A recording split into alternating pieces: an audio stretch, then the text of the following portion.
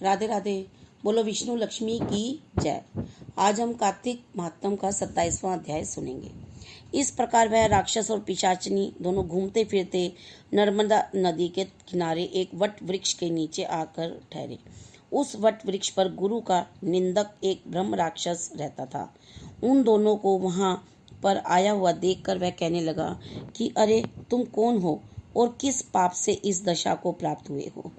तब राजा ने अपना और पिशाचनी का सारा वृत्तांत सुनाकर कहा कि अब आप अपना वृत्तांत कहिए, क्योंकि हम और आप आपस में आज से मित्र हो गए हैं, इसलिए मित्र से कुछ भी छुपाना नहीं चाहिए। जो मित्र छल से कपट करता है वह पाप का भागी होता है। इसलिए अब आप भी अपना संपूर्ण वृत्तांत हमें सुनाइए। तब ब्रह्म राक्षस कहने लगे कि हे मित्र, मैं मगध देश में प्रवीण सोमदत्त नाम वाला ब्राह्मण था।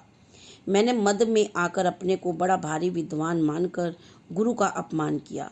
उसी पाप के कारण मैं इस दशा को प्राप्त हुआ। मैंने इस योनि में आकर भूख से दुखित हो अनेक ब्राह्मण खा डाले हैं। गुरु के अपमान के कारण ब्रह्म राक्षस की योनि प्राप्त होती है, यह मैंने भली प्रकार जान लिया है। तब कलमाशपाद ने पूछा कि हे मित्र, गुरु की कोटि में कौन कौन आते हैं। यह सुन सोमदत्त ने कहा, वेदों को पढ़ाने वाला, सुनाने वाला, नीति शास्त्र तथा वेदों की व्याख्या करने वाला, वेदों के संदेह को दूर करने वाला, भय से रक्षा करने वाला, अन्नदाता, शिक्षा देने वाला, बुरे कामों से रोकने वाला, श्वशुर, मामा, पिता, ज्येष्ठ भ्राता यानी बड़ा भाई, गर्भ से मरण पर्यंत संस्कार कराने वाला तथा राजा, इन सब की गुरु संज्ञा है। अतः इन सब की वंदना करनी चाहिए। तब पुनः कलमाशपाद पूछने लगा कि तुमने अनेक गुरु कहे, इनमें से कोई बड़ा भी है या सब बराबर हैं।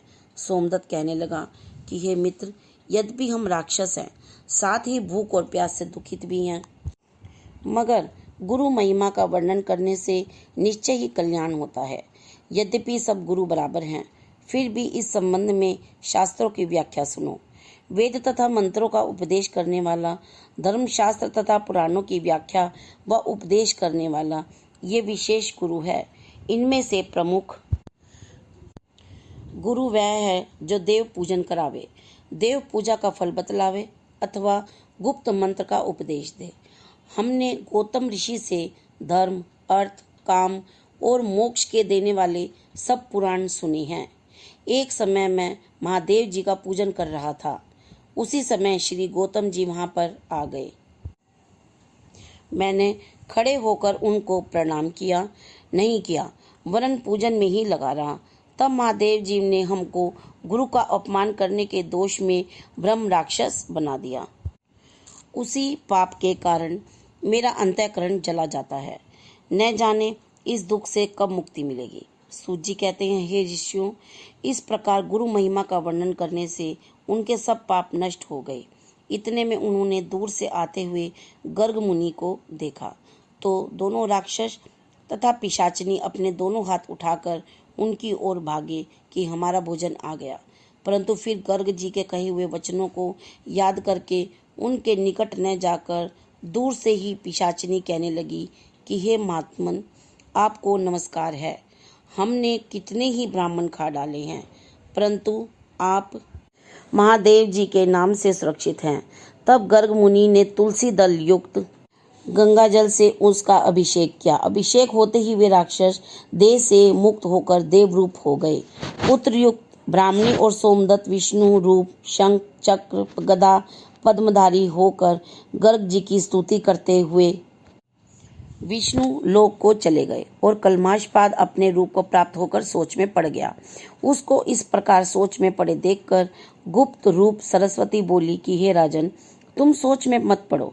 राज्य सुख भोगने के बाद अंत में तुम भी विष्णु लोक को प्राप्त हो जाओगे। इन वचनों को सुनकर राजा आनंदित हो गया। तत्पश्चात उसने अपने गुरु का स्मरण किया और गर्ग ऋषि को प्रणाम करके श्री गंगा की स्तुति की और फिर विष्णु का स्मरण करता हुआ काशी को चला गया। 6 मास तक काशी जी गंगा और विश्वेश्वर महादेव के दर्शन करता हुआ अति आनंद के साथ अपने राज्य में आया। तब गुरुजी ने उसका अभिषेक किया तत्पश्चात अनेक भोगों को भोग कर अंतकाल में मोक्ष को प्राप्त हुआ। सूत जी ऋषियों से कहते हैं कि इसमें आश्चर्य जैसी कोई बात नहीं। भगवान का गुणगान करने तथा काशी के सेवन से मनुष्य को अश्वमेध मोक्ष प्राप्त हो जाता है। गंगा के स्नान से मनुष्यों के करोड़ों जन्म के पाप दूर हो जाते हैं। इस प्रकार कार्तिक मातम का 27वां अध्याय समाप्त हुआ। बोलो विष्णु लक्ष्मी की जय। अगर आपको वीडियो अच्छी लगी हो तो लाइक शेयर सब्सक्राइब कीजिए और बेल वाला बटन दबा दें। आपको आगे आने वाला अध्याय जल्द ही मिल जाए। राधे राधे।